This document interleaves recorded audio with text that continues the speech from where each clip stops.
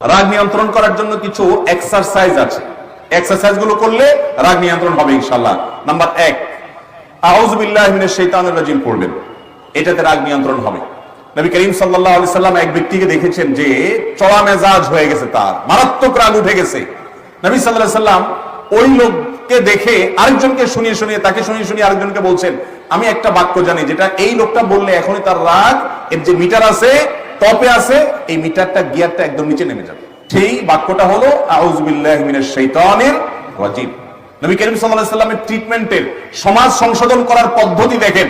তিনি যদি ওই রাগান্বিত ব্যক্তির কাছে যায় বলতেন, এই ভাই তোমার রাগ উঠে গেছে মাথা, তুমি তো এখন উল্টাপাল্টা করে ফেলবা, তোমার গুনাহ হবে, তুমি এক কাজ করো আউযু বিল্লাহি মিনাশ শাইতানির রাজিম পড়ো, এটা পড়লে তোমার রাগ থেমে যাবে। এটা যদি ওই লোককে নবী করিম সাল্লাল্লাহু আলাইহি সাল্লাম ওই টাইমে গিয়ে বলতেন, রাগের মাথায় সে যদি নবীজির সামনেও বেয়াদবি করে বলতে রাখেন আপনি, তাহলে সাথে সাথে সে বেঈমান হয়ে যাওয়ার আশঙ্কা ছিল কি ছিল না?